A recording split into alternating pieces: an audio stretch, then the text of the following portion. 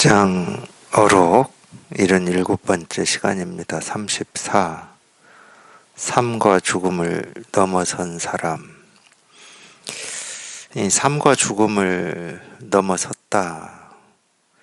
우리 불교에서는 이걸 생사해탈이라고 그럽니다. 이 해탈이라고 하는 것은 굳이 이야기하면 묶이고 막혀서 어디에 이렇게 갇혀 있다가 또는 이렇게 묶이고 막혀 있던 이게 이제 사라지는 거죠. 이 해는 이제 풀어진다는 말이에요. 묶여 있는 건 풀어지는 거고, 막혀 있는 것도 어떤 이 장애물이나 이게 이제 사라지는 거죠. 그래서 이 묶여 있는 게 풀어지고 이 장애가 사라지면 뭐 아무런 걸림이 없으니까 자유로운 거고, 뭐 걷든 뛰든 뭐 앉든 서든 이제 자유로운 거죠. 그거를 이제 해탈이라고 그러는데, 생사해탈이다 또는 삶과 죽음을 넘어선 사람이다 그러면 이제 또 이런 말을 쫓아가지고 뭐 당연히 우리가 배우기를 그렇게 배웠으니까 지금 이날 이때까지 삶과 죽음을 넘어선 뭐 어떤 일이 있구나, 제가 없다고 하는 건 아닙니다. 어떤 일이 아니다라고 얘기하는 거지 이 삶과 죽음을 넘어서는 게 없다 이 말은 아니에요. 생사해탈이 없다는 말은 아닙니다. 생사를 해탈하는 어떤 것이 있구나 이렇게 생각하실 수 있다는 거예요. 근데 이 삶과 죽음을 넘어선다, 생사해탈이라고 하는 것은 삶이니 죽음이니 하는 생각이 없는 겁니다. 근데 그것만큼 확실한 생사해탈이 없어요. 삶이니 죽음이니 하는 생각이 없는데 뭘 들이대겠습니까? 삶이라는 생각도 없고 죽음이라는 생각이 없는데 어떤 거를 들이댄들 소용이 있겠냐고. 그러니까 그 말은 어떤 게 삶이다라고 하는 생각도 없고 어떤 게 죽음이다라는 생각이 없다는 말이에요. 그거를 이제 우리가 넘어섰다, 해탈했다, 뭐 이렇게 표현을 하는 겁니다. 근데 삶과 죽음이라고 하는 이게 참 이렇게 뿌리가 깊은 생각 중에 하나더라고요. 제가 이제 뭐 공부를 하면서 제 경험으로 경험된 바를 얘기하면은 정말로 이렇게 뿌리가 깊더라고요. 이거 뭐 언제부터 삶이니 죽음이니 하는 이런 생각을 해왔는지 뭐 정확히 우리가 알 수는 없지만은 하여튼 이게 뿌리가 깊은 생각 중에 하나입니다. 근데 결국은 우리가 이제 분별을 벗어난 체험을 하고 거기에 익숙해져 보면은 삶이다, 죽음이다, 뭐 세계다, 세상이다, 우주다, 뭐 나다, 남이다 하는 것도 다 그냥 우리 생각의 일인 것처럼, 당연히 나와 남이라고 하는 게 그냥 생각이다 이러면은 분별하는 입장에서는 받아들이기 힘들죠. 내가 이렇게 있는데 다 그게 생각이고 분별입니까? 아마 그런 문제 제기를 하실 거예요. 내가 이렇게 있는데 이런 말 할 거예요. 이렇게 생각도 있고 느낌도 있고 감정도 있는데 왜 없다고 합니까? 그럴 거예요. 그러니까 동일시해버립니다. 이 나라고 하는 생각은 당연히 나라고 여기는 이 몸, 또는 이 몸에서 일어나는 생각, 느낌, 감정, 의지, 뜻, 이거하고 이 나라고 하는 게 이렇게 동일시돼요. 그래서 문제 제기하는 걸 보면은 이렇게 몸이 이렇게 있는데 왜 내가 없다고 합니까? 이렇게 생각도 있고 느낌도 있고 감정도 있고 하고자 하는 뜻도 있고 목적도 있고 가치관도 있고 세계관도 있는데 왜 없다고 합니까? 이렇게 질문들을 하시거든요. 분별은 그걸 동일시해 버리는 거예요. 그걸 나라고 착각한다 그 말이죠. 그때 생각, 느낌, 감정이 왜 나죠? 그리고 이 몸이라고 하는 이게 왜 나죠? 근데 자기도 모르게 아주 오랫동안 그거를 이렇게 동일시를 해왔기 때문에 생각, 느낌, 감정 또는 이 육신이라고 하는 여기로부터 이 나라고 하는 이게 사라지기가 쉽지가 않아요. 딱 동일시해온 세월이 너무 길기 때문에.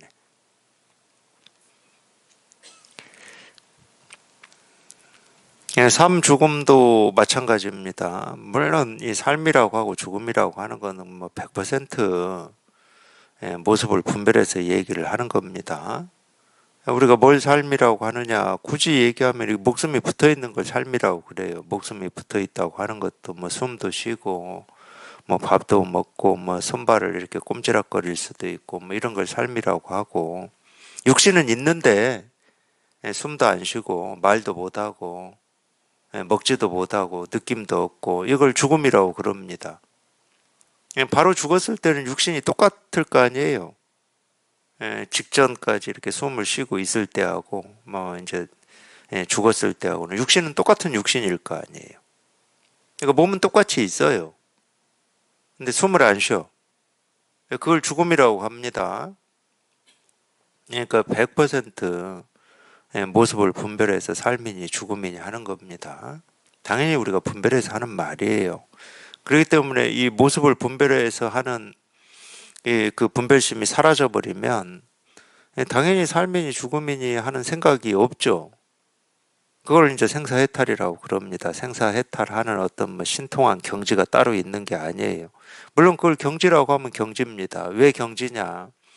평생을 이 모습을 분별해서 삶이니 죽음이니 하고 그게 사실이고 현실이고 진실이다고 여기고 살다가 그게 전부 이렇게 분별임이 뭐 이렇게 느껴진다고 해야 되나? 분명히 느껴지실 겁니다. 여기 이렇게 통하고 공부를 하시다 보면 삶이니 죽음이니 하는 게 전부 그냥 생각 속의 일이구나 하는 게 느껴지실 거예요.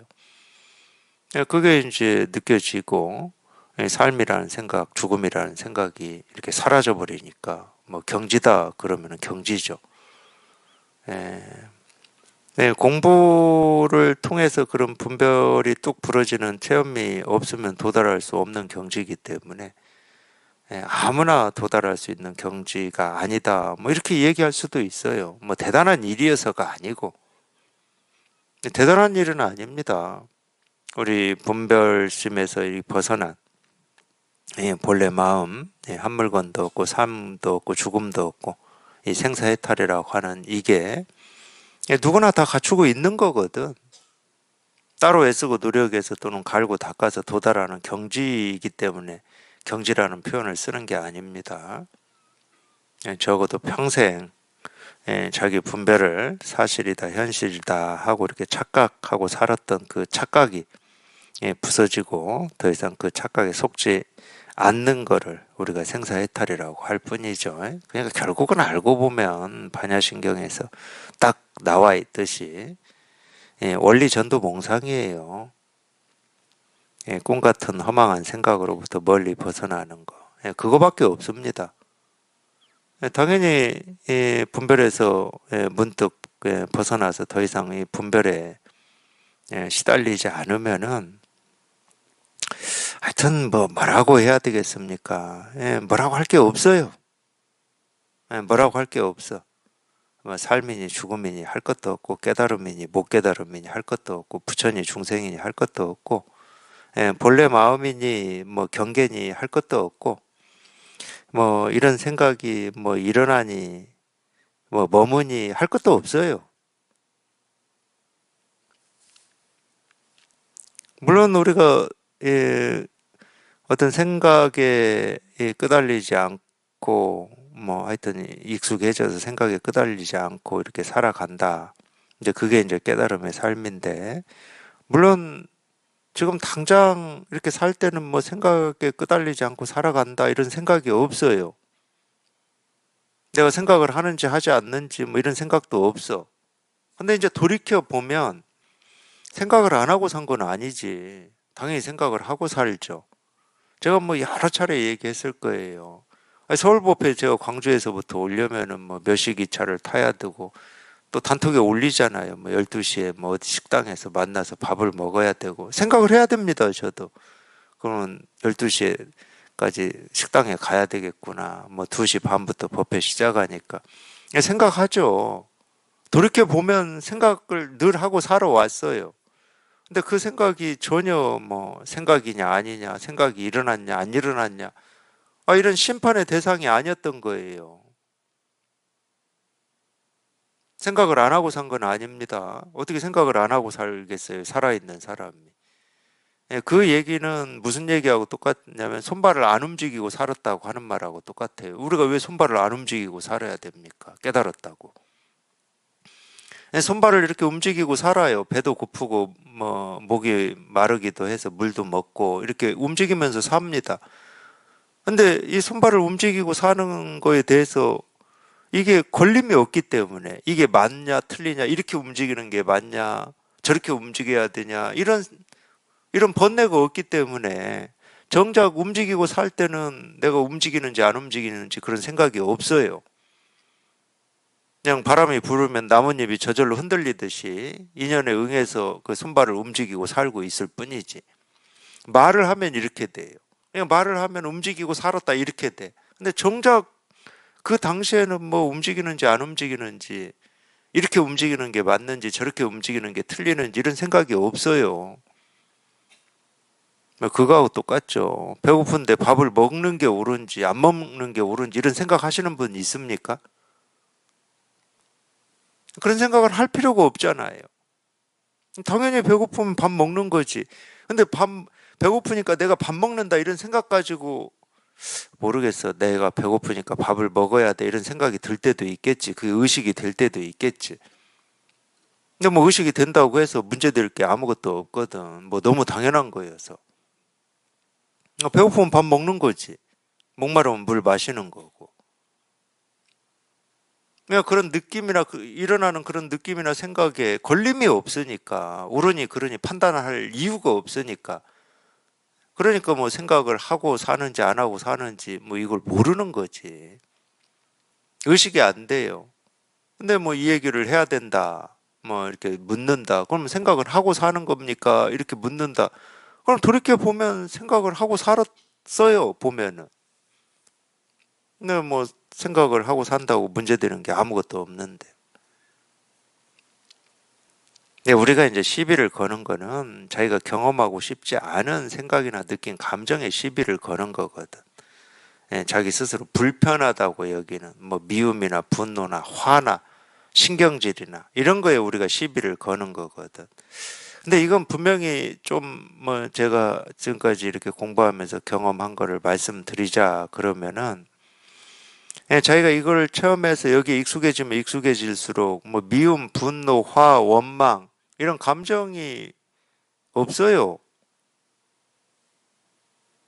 뭐 그런 감정이 일어나도 뭐 전부 그 뭐 화가 이 일이고 미움이 이 일이고 원망이 이 일이고 저는 그렇게는 얘기하고 싶지는 않은데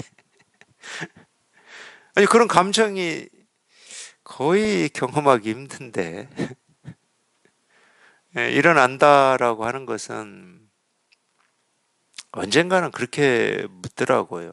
그러면 좋은 거는 감정 아니냐 그러는데 좋은 거는 그러니까 웃기도 하고 떠들기도 하고 이러니까 그럼 좋은 감정은 있는데 그거는 근데 그거는 그렇게 볼 수 있는 게 아니에요. 물론 제가 금방도 얘기했지만 어떤 감정이나 느낌이 없는 건 아닙니다. 당연히 있죠. 물론 이제 분별할 때하고는 좀 달라요. 분별할 때는 이 분별이라고 하는 게 어떤 기대 같은 게 있거든. 기대. 그러다 보니까 이 감정이 이렇게 증폭돼요. 좋은 것도 증폭이 되고 미운 것도 증폭이 되고. 예. 그런 면은 당연히 있죠. 근데 우리가 이 분별을 벗어나서 이거를 이렇게 경험을 해보면은, 예, 저는 제 경험이니까 말씀드릴 수 있는 거예요. 어떤 그런 화나 분노나 원망이나 미움이나 이런 감정은 잘 안 일어납니다. 근데 예를 들어서 뭐, 조음 이런 거는 있어요. 당연히 있어요, 그거는. 예를 들어보면, 에, 그냥 힘든 이런 거 이렇게 시달리다가 번뇌에 시달리다가 그 번뇌가 사라지는 이 두 번 중에 그런 체험을 한다. 그럼 저도 좋아요.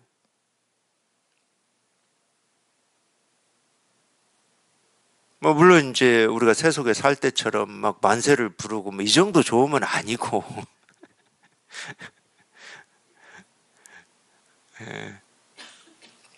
근데 그 똑같은 어떤 좋은 느낌이다 하더라도 그러니까 제 경험을 얘기할게요. 저는 이제 제가 스포츠 같은 걸 좋아했었거든요. 스포츠. 그래서 뭐 예를 들어서 뭐 월드컵이라고 우리나라하고 뭐 다른 나라하고 경기를 해서 우리나라가 이겼다. 그러면은 뭐 2002년 월드컵 그 뭐 온 나라가 난리였잖아요. 막 대한민국 하면서 막 난리였잖아요. 아니, 그 정도 좋으면 아니에요. 그건 제가 확실히 얘기할 수 있어요. 지금까지 제 공부 경험을 가지고 보면 그렇게 관심이 없어요. 이전에는 참 그렇게 관심이 있었는데 이 스포츠 뭐 이기고 지는 뭐 그러고 보니까 뭐 요즘에 또 뭐 동계올림픽 한다고 그러던데 뭐 우리나라가 꼭 이겨야 되고 이기면 막 기쁘고 이런 거 없습니다. 근데 분명히 그전에는 그랬어요. 막 그 기쁨이라고 하는 걸 막 그 붉은 악마들 그 2002년에 했던 것처럼 막 태극기 들고 막 길거리 뛰쳐다니고 뭐 그 정도 성격은 안 되고 저는 공부 안 했어도 그 정도 성격은 안 됐어요. 그래도 속으로는 엄청 기쁘고 뭐 그랬죠. 근데 좀 뭐 얘기하자 그러면은 좀 뭐 담담한 기쁨이라고 해야 되나? 그리고 또 바로 그 일이 사라지는 것 같아요. 그런 게 그냥 그때 그러고 바로 사라지고 그러는 것 같아. 근데 분명한 건 그렇습니다. 제 경험만 얘기하는 거예요. 미움, 원망, 화 이런 감정은 안 일어나요. 그건 분명한 것 같아요. 그래서 뭐 감정이나 느낌이 없는 건 아닙니다. 느낌이 있습니다. 근데 참 이 느낌이라고 하는 것도 참, 그래서 제가 어떤 기대나 뭐 이런 게 있으니까 그런 어떤 느낌이나 감정이 이렇게 더 증폭이 된다. 예를 들면은 자연에 대해서도 그런 것 같아요. 자연에 대해서도 지금까지 보지 못하고 경험하지 못했던 어떤 풍경이라든지 여행이라든지 이런 게 기대가 있을 때는 좀 뭐 힘들어도 거기까지 가는 과정이 힘들어도 우리가 기대가 있을 때는 그걸 합니다. 근데 기대가 없으면 안 해요. 저를 얘기하는 거예요. 안 해. 기대가 없어요. 아무리 뭐 좋은 뭐 풍경이 어느 나라에 있다. 거기 가고 싶냐? 뭐 가고 싶은 마음은 없어요. 그러니까 결국은 우리 스스로가 어떤 이 결핍에서 만들어내는 이 기대가 그런 감정이나 느낌을 이렇게 증폭시키는 것 같고 그냥 그대로면은 아니, 당연히 뭐 꽃이 피어서 예쁘게 이렇게 핀 모습 보면 좋죠. 그대로 그냥 그대로 좋아. 딱 그 정도예요, 그 정도. 거기에 뭘 담지를 않는 것 같아요.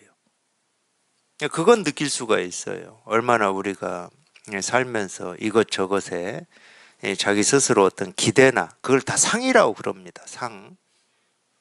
불교에서는 상이라고 그러죠. 그런 상이 있기 때문에 어떤 화, 미움 뭐 이런 것도 마찬가지입니다. 그런 상이 있기 때문에 이만한 일을 해도 더 미운 거예요. 그게 화가 나고 원망이 되고 그러는 거거든. 그러니까 미운 사람은 별짓 안 해도 미워요. 미운 사람은 그런 겁니다. 이미 딱 그게 있어요. 그 기준과 틀이 있어. 근데 그게 사라지면은 그냥 담백한 거예요. 담백한. 좋은 것도 담백한 거고 좀 그런 면이 있는 것 같아요.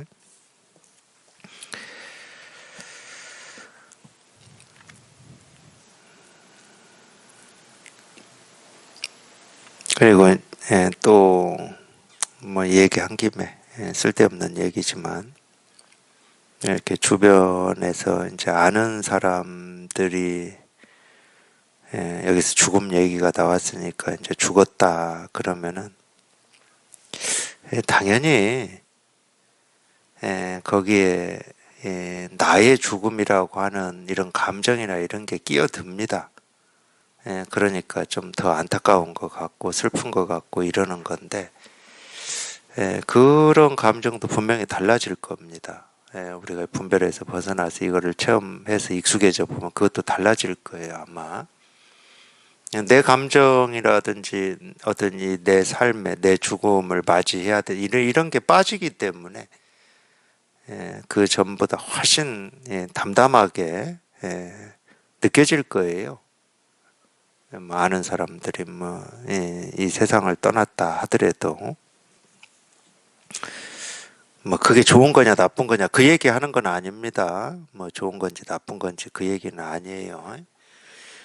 보온경에서 말했다. 마야 부인이 낳은 500 태자가 모두 벽지불의 과일을 얻고서 다 열반에 들자 각각 탑을 세워 공양하고 하나하나의 절을 올리고서 탄식하며 말했다.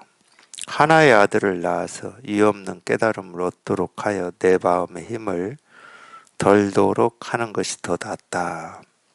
예컨대 지금 500만의 대중 속에서 이 없는 바르고 평등한 깨달음을 얻은 자가 한 사람이라도 있으면 그 값어치는 삼천 대천 세계만큼이나 된다. 그러므로 늘 대중들에게 자기의 도리를 깊이 이해해야 한다고 권하는 것이다. 자기의 도리를 깊이 이해한다면 복과 지혜를 쓸 수 있는데 마치 귀족이 천민을 부리는 것과 같고 또 수레를 멈추어 두지 않는 것과 같다.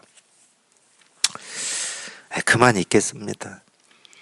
그게 참 희한하더라고요. 뭐 동화나 뭐 소설을 읽어주는 거는 남이 읽어주면 이렇게 들으면은 그 말이 그래도 이렇게 귀에 들어오는데 법회 때 뭐 경전이든 어록이든 뭐 이거 읽어주는 말은 귀에 안 들어오더라고요. 저도 보니까 제가 무심서는 정진법회 가서 우리 선생님이 이렇게 처음에 읽는 거 들어보면 귀에 안 들어오더라고. 그래서 저도 이제 많이 안 읽어드리려고. 읽어드리는 거는 제 입장에서는 저만 좋은 것 같아요. 읽으면서 그냥 저만 열심히 보고, 그러니까. 마야 부인이 낳은 500 태자가 모두 벽지불에 과일을 얻고서 다 열반에 들자 각각 탑을 세워 공양하고 하나하나의 절을 올리고서 탄식하며 말했다. 이 마야 부인은 이 고타마 시다르타를 낳은 분이다고 그러죠. 그러니까 고타마 시다르타를 낳았다는 것까지는 우리가 들어봤는데 저는 처음 보는 것 같아요. 500 태자를 낳았다고 이렇게 보온경이라고 하는 경전에 나와 있다고 그러는데 물론 당연히 만들어진 말이죠. 어떻게 한 사람이 500명을 낳겠습니까?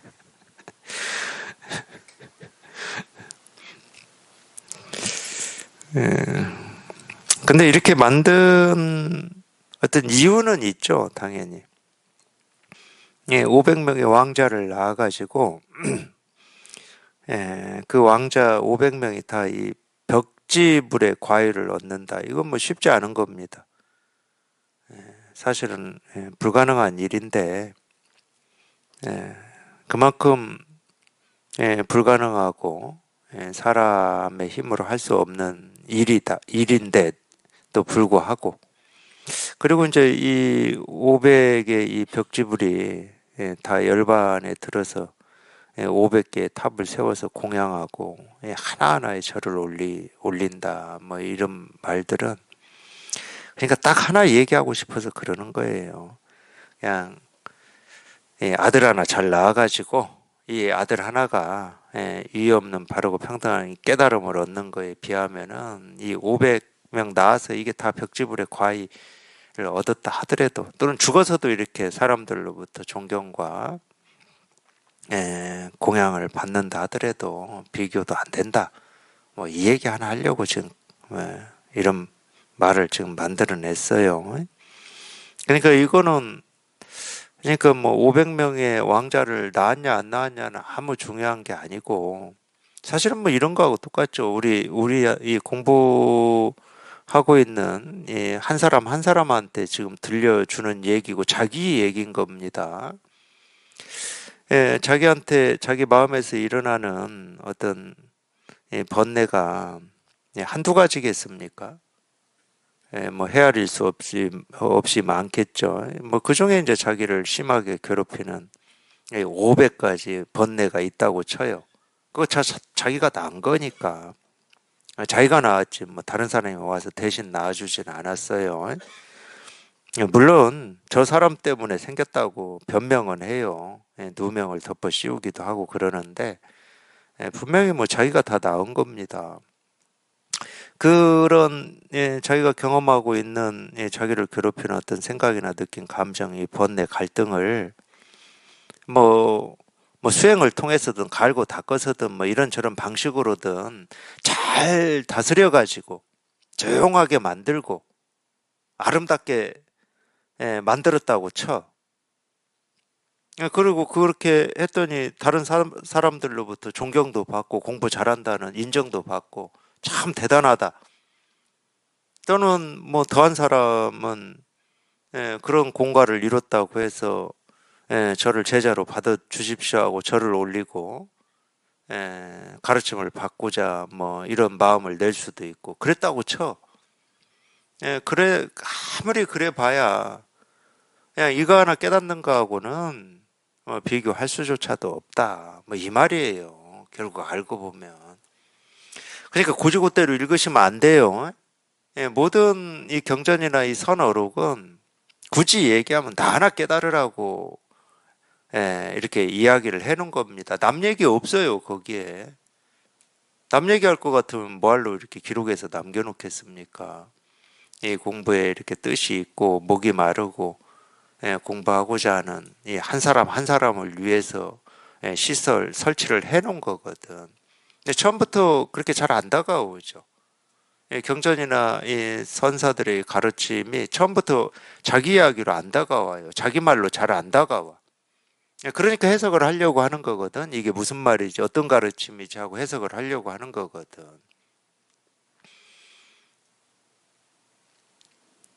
근데 실은 그 한 사람 한 사람한테 하는 얘기죠. 그러니까 우리 얘기라고. 그리고 이제 우리가 여기에 이렇게 통해서 익숙해져 보면은 이 가르침이 있고 내가 따로 있지 않거든. 이 가르침이라고 하는 경전이 있고 내가 따로 있지 않아요. 그러니까 이 얘기는 무슨 얘기냐면 석가모니 부처님이 있고 내가 따로 있고 그렇지 않습니다. 석가모니 부처님의 말씀이 있고 내가 있고 그렇지가 않아요. 자기가 아직 이 분별심에서 충분히 벗어나지 못했기 때문에 그런 착각이 있을 뿐이지 그 한마디 한마디가 전부 자기 이야기예요. 자기 이야기. 그래서 더 익숙해져 보면은 그 한마디 한마디가 물론 이제 이렇게 표현할 수는 있어요. 이 말이 들어와서 나올 때는 자기 살림살이로 나온다. 이렇게 얘기할 수도 있어요. 경전을 읽고 선어록을 읽는 게 다 그런 겁니다. 물론 말로 돼 있으니까 글로 돼 있으니까 들어오기는 글로 들어온다고 치자고. 근데 나올 때는 글로 안 나옵니다. 말로 안 나와요. 전부 그냥 자기 살림살이인 이걸로 나오는 거지 이걸로. 그걸 우리가 소화체화라고 그러는 거예요. 소화가 된다. 체화가 된다. 체화되어야 된다는 말을 많이 하잖아요. 저도 본문에서 많이 하는데 그게 체화입니다. 말이 들어가가지고 말로 나오면 그건 소화가 아니고 체화가 아니지. 우리 음식도 그러잖아요. 들어가면 소화가 돼서 이 영양분이 내 온몸 곳곳으로 뭐 어떤 형태로인지는 모르겠지만 우리가 뼈가 되고 살이 되고 피가 돼야 되잖아. 말이 들어가서 말로 나오면 그건 아무 쓸데없는 거예요. 들어가야 될 이유가 없었던 거야. 양식이 아닌 겁니다. 가르침이 아닌 거예요. 그런 경우는. 그러니까 모든 가르침은 전부 그거예요. 따로 되어 있지 않습니다. 예컨대 지금 500만의 대중 속에서 유의 없는 바르고 평등한 깨달음을 얻은 자가 한 사람이라도 있으면 그 값어치는 삼천, 대천, 세계만큼이나 된다. 그럴 수밖에 없습니다. 우리가 이렇게 분별에서 벗어나는 체험을 해보면 자기가 보고 듣고 느끼고 경험하는 이 세계가 전부 그냥 이 하나의 일이거든. 그러니까 삼천 대천 세계만큼이 돼버리는 거예요. 그냥 저절로 그래요. 원래 그래. 나한테 어떤 능력이 생겨서가 아니에요. 본래 그런 거였어.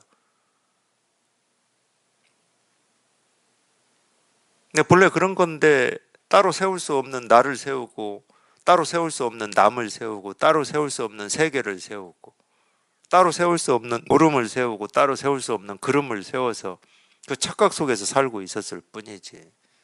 이 세계는 한 번도 둘로 나뉘어진 적도 없고 따로 있어 본 적이 없습니다.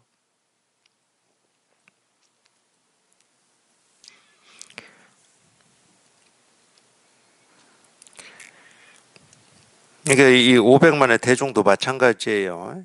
밖에 있는 사람의 수를 뭐 얘기할 수도 있어요. 뭐 그렇게 얘기할 수도 있지만 그거보다도 첫 번째는 이 500만의 대중은 그냥 말 그대로 그냥 지금까지 우리가 살아오면서 보고 듣고 느끼고 경험한 이 분별들이 있잖아요. 그게 뭐 500만 개만 되겠습니까? 헤아릴 수가 없겠죠. 자기 이 분별심을 얘기를 하는 겁니다. 그러니까 이렇게도 얘기할 수 있어. 뭐 그냥 평생을 분별만 하고 살고 착각만 하고 살고 자기 비하만 하고 살고 옳으니 그러니 하고만 살았지만은 단 한순간 딱 한 번 그냥 하나의 모습에서든 하나의 소리에서든 이 법문 한 구절 듣고든 상관없이 딱 한 번 그냥 분별해서 벗어나는 이거를 딱 통해 보면은 여기 말처럼 딱 하나의 모습에서 통했을 뿐인데 그냥 곧장 이 값어치가 삼천 대천 세계만큼이나 돼버린다니까. 이렇게 얘기할 수가 있는 거예요. 그러므로 늘 대중들에게 자기의 도리를 깊이 이해해야 한다고 권하는 거죠. 자기의 도리라고 그랬어요. 자기의 도리라고 하는 것은 자기 살림살이를 얘기하는 겁니다. 그거를 뭐 우리가 불성이라고 할 수도 있고 진여자성이라고도 할 수 있고 뭐 이름은 그래요. 근데 이름은 그렇지만 전부 이 이름이 얘기하고 있는 것은 분별에서 벗어난 이거를 얘기하고 있는 겁니다. 그게 이제 자기의 도리죠. 이게 진짜 나은 겁니다. 이게 분별에서 벗어난 이게 진짜 나예요. 그러니까 자기의 도리지. 몸이 나고 생각 느낀 감정이 내가 아니고 분별에서 벗어난 이게 진짜 나예요. 그러니까 이 자기의 도리를 깊이 이해한다. 여기 이렇게 통해야 된다 이 말이죠. 이해는 머리로 안다는 말이 아니에요. 여기에서는 자기의 도리를 깊이 이해해야 한다고 권하는 것이다. 자기의 도리를 깊이 이해한다면 복과 지혜를 쓸 수 있는데, 그러니까 이 복, 이 지혜라고 하는 건 다 이 법의 힘을 얘기하는 겁니다. 이 법의 힘. 마치 귀족이 천민을 부리는 것과 같고 또 수레를 멈춰 두지 않는 것과 같다. 비유니까 그냥 비유로만 알아듣게요. 귀족이 천민을 부리는 게 뭐 지금 입장에서 보면은 그게 뭐 좋은 일이겠습니까? 어떻게 똑같은 사람인데 주인이 있고 하인이 있고 뭐 이거는 이제 계급 사회에서는 이제 하는 건데 그런 측면을 얘기하는 건 아닙니다. 이 주인이 하인을 부리는 것은 뭐 거침이 없어요. 걸림이 없어. 눈치 볼 일이 없잖아요. 우리가 또 동등한 입장에서 요즘 그거를 이제 뭐 보통 이제 민주사회라고 그러는데 동등한 입장에서는 옛날에 주인이 하인 부리듯이 상대를 내 뜻대로 내 마음대로 할 수는 없잖아요. 그러니까 눈치를 보는 거고 저 사람의 상태를 살피는 거고 분별을 해야 되잖아. 근데 주인이 하인을 부릴 때는 저는 살아보지는 않았어요. 계급 사이에. 근데 영화나 이런 거 보면은 눈치 볼 일 없잖아요. 하인은 내 부속물인데. 그 측면을 비유로 든 거니까 이 경전이 쓰여진 때가 전부 이 계급 사이일 때 쓰여졌거든요. 적어도 한 2000년 뭐 이 정도 전 일이니까 이런 비유가 있더라고. 그리고 이 비유 말고 또 있어요. 하녀 뭐 이런 것도 있어. 이때는 예를 들어서 자기를 이렇게 보필하는 이 하인들이 많을수록 뭐 이렇게 좋은 뭐 이런 거였나 봐요. 잘 안 그려지지만 어쨌든 그랬나 봐요. 근데 경전에 그런 표현들이 나옵니다. 뭐 하녀나 하인을 마음껏 부릴 수 있는 것처럼 이런 표현들이 나와요. 그건 전부 이제 어떤 그런 계급을 얘기하는 게 아니고 우리 마음의 어떤 이 거리낌이나 이 장애나 어떤 이 분별이나 평가나 이제 이런 게 없다. 뭐 그런 측면을 지금 얘기하고 있는 겁니다. 귀족이 천민을 부리는 것과 같고. 근데 뭐 우리 사극 보면은 그 양반이다 그러면은 이 천민의 이 생사의 어떤 권한을 가지고 있더라고요, 양반은. 그러니까 뭐 마음껏 할 수 있는 거지. 내가 죽여도 법적으로나 뭐 도덕적으로나 아무런 거리낌이 없는 건데. 그러니까 이런 측면을 얘기하는 겁니다. 여기서 인간적인 걸 따져버리면은 또 엉뚱한 데로 가요. 마치 귀족이 천민을 부리는 것과 같고 또 수레를 멈추어 두지 않는 것과 같다. 수레를 멈추어 두지 않는 것과 같다. 수레는 계속 굴러가는 게 제일 좋은 건가 보죠. 뭐 잘 모르겠습니다, 이거는. 근데 이런 비유로 얘기하고자 하는 거는 뭐 다른 게 없어요. 우리가 이렇게 분별에서 벗어나서 여기에 이렇게 이 깊이 익숙해지면 그물에 걸리지 않는 바람처럼 뭐라고 할 게 없다 이 말이에요. 구속할 수 있는 게 없고 뭐라고 할 게 없다. 만약 이 이해를 지키고 있다면 일러 상투 속의 구슬이라고 하고 또 갑이 매겨진 보배 구슬이라고 하고 또 똥을 퍼들인다고 한다. 이 이해라고 하는 것은 이 자기의 도리에 대한 깊은 이해 뭐 이거니까 우리가 이 분별에서 벗어난 이 깨달음을 얘기하고 법을 얘기하는 겁니다. 뭐 이거는 아까 첫 번째 시간에도 제가 많이 얘기한 것 같아요. 뭐 그거를 법상이라고도 하고 법에 머문다고도 하는데 그거를 자기가 이렇게 머물고 있고 그걸 가지고 있으면 비유가 뭐 다 옛날 비유기 때문에 저희한테는 그렇게 실감이 안 될 수는 있어요. 상투 속에 구슬이 구슬은 상투 속에 이렇게 감춰져 있으면은 뭐 그 구슬의 값어치가 없죠. 반짝반짝 빛나야 될 거 아닙니까? 네. 그래서 이제 이런 비유를 쓰는 것 같아요. 또 값이 매겨진 보배 구슬 이거는 어찌 보면 참 좋은 일 같은데 이 문장으로 보면은 이 값이 매겨진 보배 구슬은 별로 안 좋은가 봅니다. 이미 매겨져 버렸어. 얼마짜리다 하고 매겨져 버렸어. 그러면은 별로 값어치가 없나 보죠. 이 값을 매길 수 없는 보배 구슬이어야 그냥 애지중지 막 이 값어치가 얼만큼인지 막 이런 마음이 생길 텐데 이걸 뭐 500원짜리야 하는 순간 값이 그렇게 딱 매겨져 버리면 딱 500원으로 딱 고정이 돼 버려서 보배구슬로서 어떤 신비함이라든지 뭐 이런 게 없나 봅니다. 그래서 이렇게 표현을 했겠죠. 또 똥을 퍼들인다고 한다. 그러니까 하여튼 뭐 다른 말 아니에요. 뭐 공부하는 사람의 입장에서는 어쩔 수 없는 측면이 있어요. 그동안 이거 하나 구하고 찾고 얻고자 하는 그런 뜻, 원을 가지고 몸부림도 치고 깊은 뜻으로 원하기도 하고 이랬기 때문에 우리가 이거를 체험을 하면 자기도 모르게 법이라고 하는 거를 딱 이렇게 쥐어버린 당연히 쥐겠죠. 당연히 줄 겁니다. 뭐 그거는 뭐 어쩔 수가 없어요.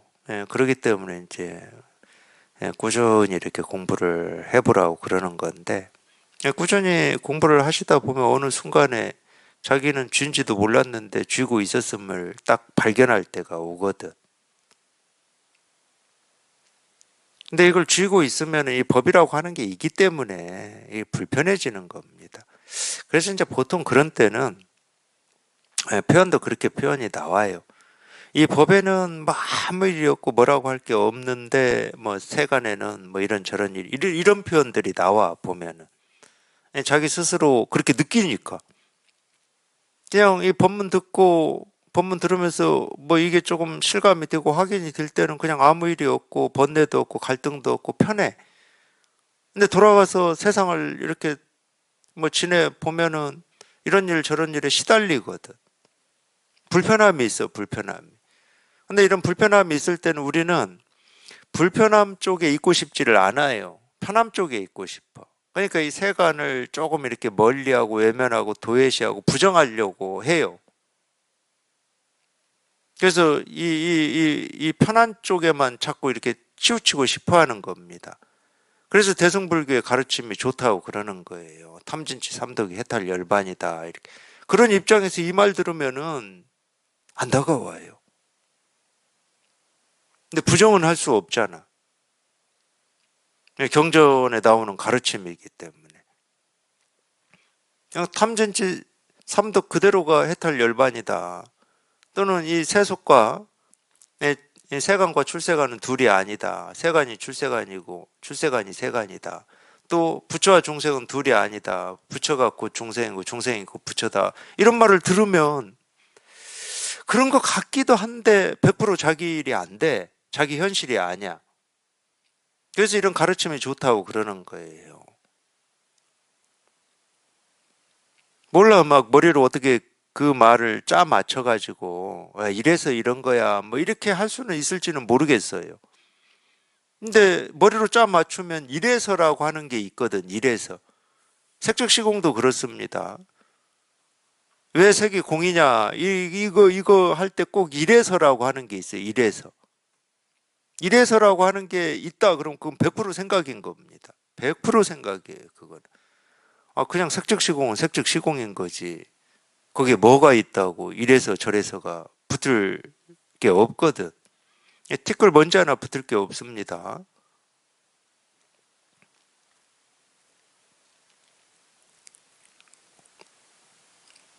그래서 그때는 이 세간과 출세간이라고 하는 게 이렇게 나뉘어져 있어요. 자기 스스로 그럴 수밖에 없지.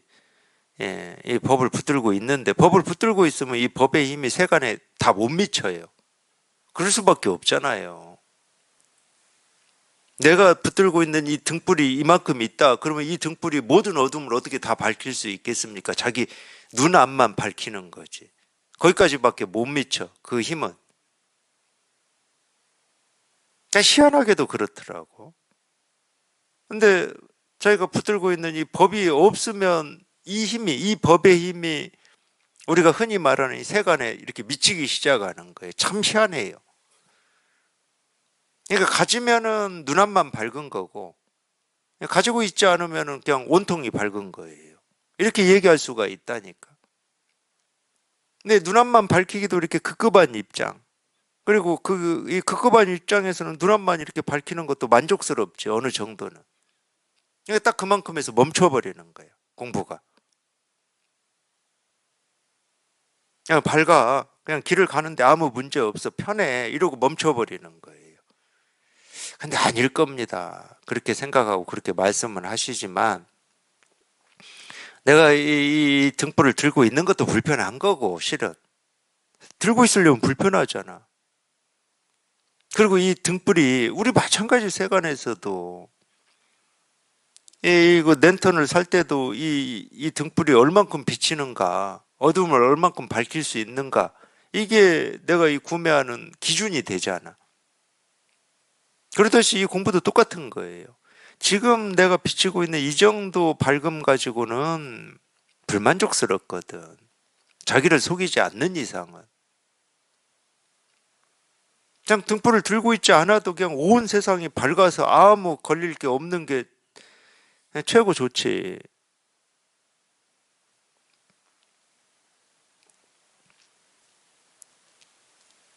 하여튼 그런 시간들이 좀 있을 수밖에 없어요. 그런 시간들이. 그래서 이제 이런 가르침이 있는 거예요. 아무리 그게 불가사의하고 현명한 법이다 하더라도 그걸 조금이라도 지키고 있다 그러면은 말 그대로 진흙 속에 파묻혀 있는 구슬과하고 똑같다. 아무 쓸데가 없어요. 있긴 있어. 나한테 보물이 있긴 있어. 근데 진흙 속에 파묻혀 있어. 그거 어디다 씁니까?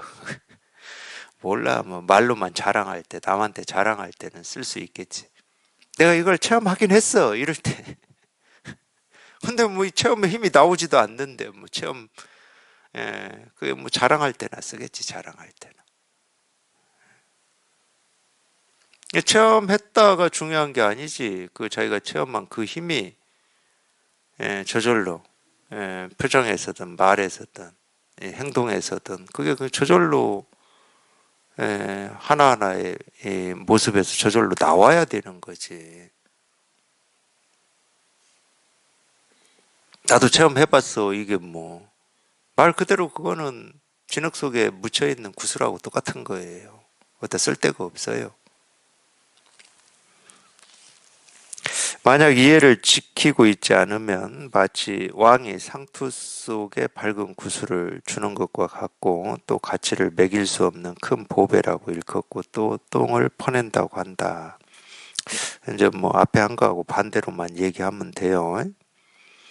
가치를 매길 수 없는 큰 보배라고 표현을 했잖아요. 아까는 값이 매겨진 보배구슬이라고 그랬고, 그러니까 가치를 매길 수 없는 보배구슬이 훨씬 좋죠. 얼만큼인지 뭐 상상이 안 되니까.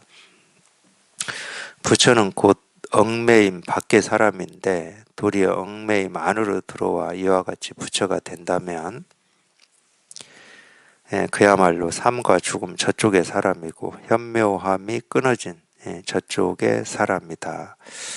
보통 이쪽 저쪽으로 표현을 할 때는 이쪽은 중생의 세계를 표현하고 저쪽을 부처의 세계로 표현하거든요. 보통은 우리가 이 차안 피안 그러잖아요. 피안이 저쪽이고 차안이 이쪽이거든. 왜 이쪽은 좀 가까운 쪽이잖아. 가까운 쪽. 이쪽이 우리가 익숙한 쪽. 저쪽은 지금 내가 저쪽이다 그럴 때는 예, 내가 없는 쪽이에요. 실은. 그러니까 익숙하지 않은 쪽이죠. 그래서 이제 이쪽을 중생세계로 많이 표현을 해요. 그 측면이 있기 때문에. 근데 여기서 백장스님은 반대로 표현을 하셨어요. 삶과 죽음 저쪽의 사람이고 현묘함이 끊어진 저쪽의 사람이다. 뭐 이제 여기서는 이제 저쪽이 중생세계죠. 뭐 그럴 수가 그렇게 표현할 수도 있어요. 왜냐하면은 깨달은 입장에서는 이쪽이라고 하는 이게 현실이거든. 이쪽이 현실이야. 지금 내 눈앞이 현실이야. 저쪽은 그냥 중생의 세계야. 엉뚱한 소리 하고 있는 세계야.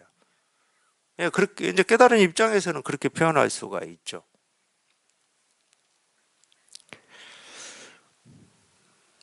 부처는 곧 얽매임 밖의 사람인데 도리 얽매임 안으로 들어와. 이건 사람의 일이죠. 법의 일은 아닙니다. 법은 안팎이 없어요. 그리고 얽매인 적도 없고 얽매임에서 벗어난 적도 없습니다. 법은 그래요. 법은 그렇다고 제가 이렇게 자신 있게 얘기할 수 있냐. 법은 법이라고 할 게 없기 때문에 그래요. 뭐라고 할 게 없는데 얽매였다 얽매임에서 풀어졌다 이쪽이다 저쪽이다 할 수가 없어요.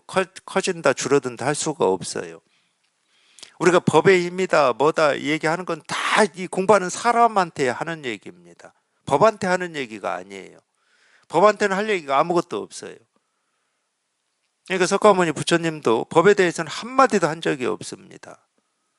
선사조사들도 마찬가지 한마디도 할 수가 없어요. 법이라고 할 게 있어야 무슨 말을 하지. 법은 어떻다 어떻게 해야 된다 할 수가 없어요. 그래서 방편이라고 하는데 법을 얘기한 게 아니니까 법은 말할 수가 없으니까 방편은 뭐냐 이 중생의 병에 대해서 얘기한 겁니다. 중생의 병에 대해서 얘기했다는 건 무슨 얘기예요? 사람에 대해서만 얘기한 겁니다. 분별망상에 대해서만 얘기한 거예요. 법은 얘기한 적이 없어요. 모든 가르침은 중생의 병에 대해서만 얘기합니다. 병이 없으면 가르치면 없어요. 법은 말할 수 있는 게 아닌데 뭐 무슨 말을 해.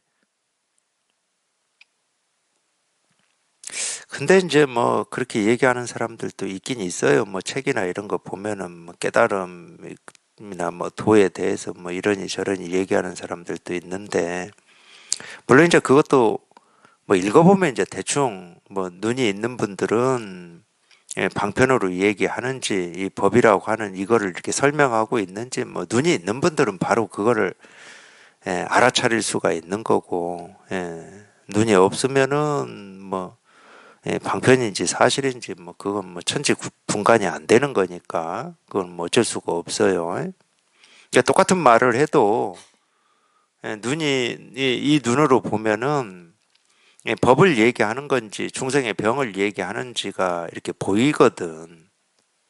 똑같은 말을 해도 말이 똑같다고 하더라도.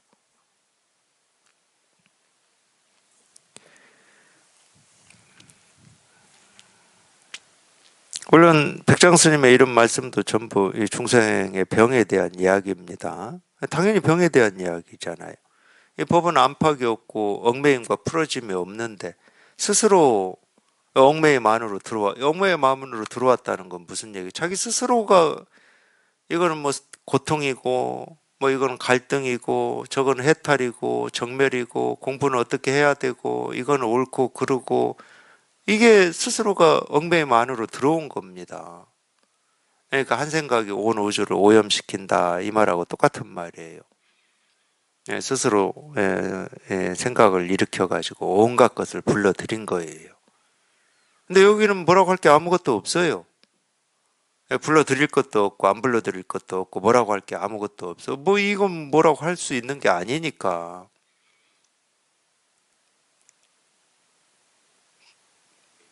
그러니까 이제 이렇게는 얘기할 수 있어요.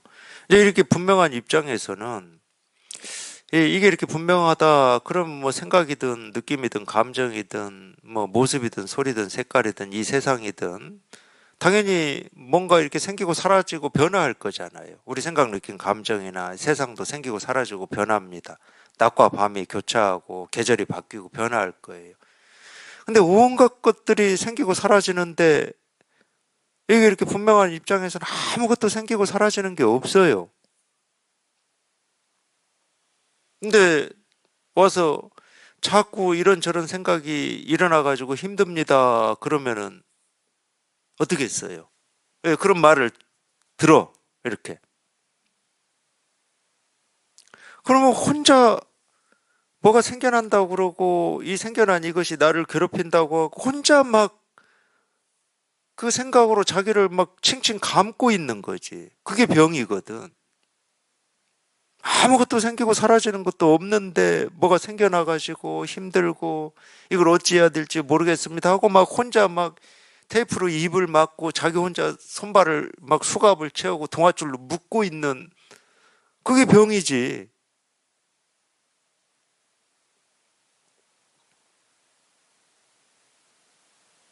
조주 같으면은 그렇게 대응을 할 거예요. 뭐라고 이렇게 대응을 할 거예요. 막 그런 얘기하면은 뭐라고 이럴 거예요. 귀먹은 것처럼. 그리고 똑같이 또 말하면 뭐라고 이럴 거예요. 아마 조주 같으면 그냥 제 생각에 임재 같으면 그렇게 안 하겠죠. 임재 같으면 그냥 한 대 탁 때려버릴 거예요. 예? 저는 테이프를 가지고 다니까 그런 말 하면 그냥 입을 그냥 딱 이렇게 테이프로 붙일까? 뭔가 좀 새로운 게 있어야 될 거 아니에요. 그래서 그게 그냥 하는 게 아니고, 아니, 자기 스스로는 그러기 때문에 그런 거예요. 아니, 뭐라고 할 게 아무것도 없어. 근데 혼자 막 뭔가 문제를 막 있다고 막 만들어가지고 그걸로 막 자기를 휘감고 있으니까, 저 병을 어떻게 치료해야 돼, 저 병을. 예?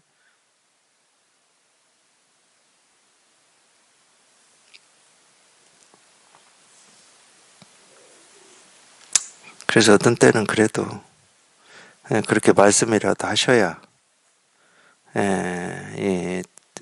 좀 이런 법문을 이렇게 들으면서 거기에서 벗어날 수 있는 어떤 기회나 인연이 생기기 때문에 어떤 때는 뭐 귀 기울여서 이렇게 그런 얘기를 꾸준히 이렇게 듣는 경우도 있고 이렇게 돌이켜 보면 그래요. 제 이야기 하는 겁니다. 어떤 때는 뭐 그런 표현은 안 쓰지만은 이 말도 안 되는 소리라고 쓸데없는 소리라고 그냥 확 칠 때도 있고 뭐 그랬겠죠. 아마 그랬을 겁니다.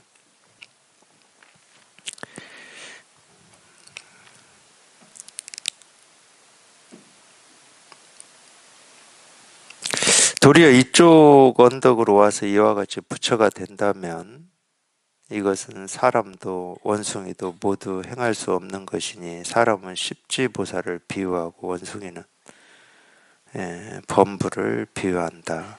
아니네. 여기 저쪽은 중생의 세계다고 그랬죠. 여기서는. 그러니까 여기서는 이쪽 언덕이라고 그랬어요. 그러니까 여기서는 찬, 이쪽 언덕이니 찬이 부처의 세계입니다. 그러니까 이쪽 언덕은 뭐라고 할 게 아무것도 없는 언덕이에요. 분별에서 벗어난 언덕이고, 그러니까 이름은 언덕이지만 언덕이라고 하는 모습, 그림이 없습니다. 뭐라고 할 게 없어요. 그거를 우리가 이제 부처가 된다, 분별에서 벗어났다, 이 세계 실상에 한번 통했다 이렇게 표현하는 겁니다. 이쪽 언덕에 와서 이와 같이 부처가 된다면 이것은 사람도 원숭이도 모두 행할 수 없네. 그러니까 이런 말이 그 말이에요. 그러니까 사실은 제가 이렇게 분명해야 됩니다 이런 표현 쓰잖아요. 이 분명해야 됩니다가 사실 이건데 말할 수도 없고 생각할 수도 없고 뭐라고 할 수도 없고 뭐 있고 없고 할 수도 없는 이거예요.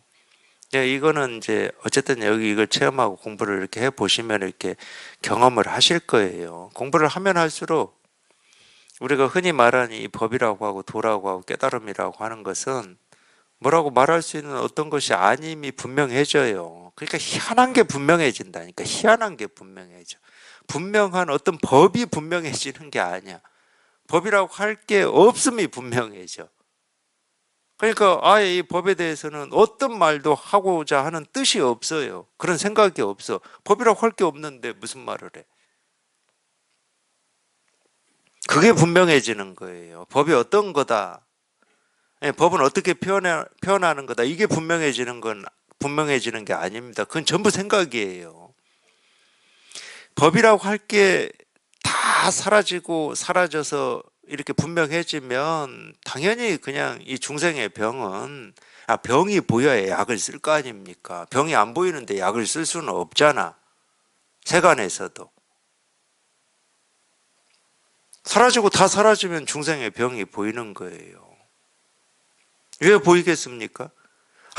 아무 뭐라고 할 게 없는데 이게 있다고 그러고 저게 있다고 그러고 뭐 옳다고 그러고 그러다고 그러고 나는 왜 이런 문제가 나한테는 생기는 겁니까? 이렇게 묻거든. 그런 말씀들을 하거든. 근데 그걸 듣는 입장에서는 아무 뭐라고 할 게 없어요. 여기는 병도 없고 고통도 없고 뭐라고 할 게 없어. 그러니까 보이는 거지. 이게 자꾸 뭐라고 할 게 없는데 뭐가 있다고 그러고 없다고 그러지. 또 그것이 자기를 괴롭힌다고 그래. 그러니까 그 병이 보이는 거야. 그래서 이건 사람이 하는 게 아닙니다. 이 법이 본래 그런 거예요. 근데 이거는 뭐라고 할 수 있는 게 아니야. 이쪽도 아니고 저쪽도 아니야.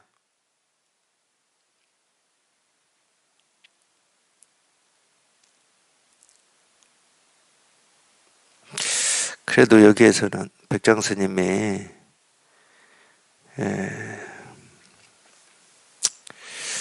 이걸 좋은 말로 했다고 그래야 되나. 오히려 더 좀 자존심을 상하게 했다고 해야 되나 잘 모르겠습니다. 그거는.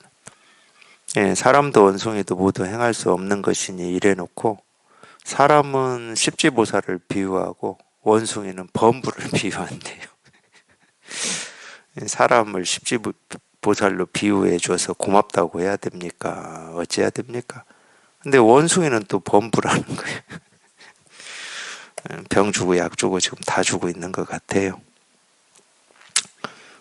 못 깨달았다 그럼 뭐 범부다 아니 원숭이다 이래버리는 거니까 약 주고 병 주고 다 하고 있는 것 같아요.